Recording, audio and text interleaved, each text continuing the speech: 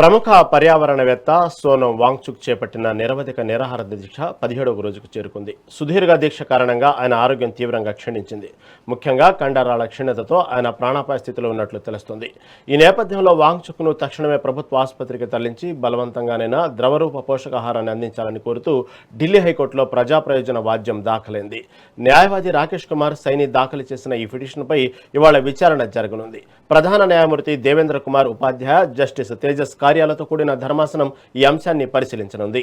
Neat అవకతవకలపై Jantar Mantar వద్ద నిరసన తెలుపుతున్న cockroach Janata పార్టీకి మద్దతుగా వాంగ్చుక్ ఈ దీక్షకు దిగారు. మరోవైపు పశ్చిమ బెంగాల్ ముఖ్యమంత్రి మమతా బెనర్జీ, అఖిలేష్ యాదవ్, ఉద్ధవ్ ఠాకరే, అరవింద్ కేజ్రీవాల్ తదితర ప్రముఖ రాజకీయ నాయకులు తన దీక్షను విరమించాలని వాంగ్చుక్ను కోరారు.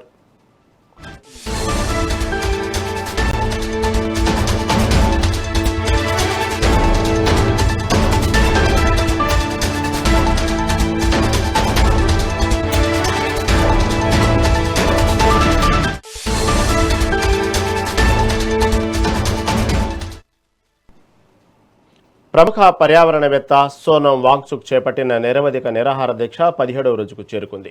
సుదీర్ఘ దీక్ష కారణంగా ఆయన ఆరోగ్యం తీవ్రంగా క్షీణించింది. ముఖ్యంగా కండరాల క్షీణతతో ఆయన ప్రాణాపాయ స్థితిలో ఉన్నట్లు తెలుస్తోంది. ఈ నేపథ్యంలో వాంగ్చుక్ను తక్షణమే ప్రభుత్వ ఆసుపత్రికి తరలించి బలవంతంగానైనా ద్రవరూప పోషకాహారాన్ని అందించాలని కోరుతూ ఢిల్లీ హైకోర్టులో ప్రజా ప్రయోజన వాద్యం దాఖలైంది. న్యాయవాది రాకేష్ కుమార్ సైని దాఖలు చేసిన ఈ పిటిషన్పై ఇవాళ విచారణ జరగనుంది. ప్రధాన న్యాయమూర్తి దేవేంద్ర కుమార్ ఉపాధ్యాయ, జస్టిస్ తేజస్ కార్యాలతో కూడిన ధర్మాసనం ఈ అంశాన్ని పరిశీలించనుంది. నీట్ అవకతవకలపై జంతర్ మంతర్ వద్ద నిరసన తెలుపుతున్న కాక్రోచ్ జనతా పార్టీకి మద్దతుగా వాంగ్చుక్ ఈ దీక్షకు దిగారు.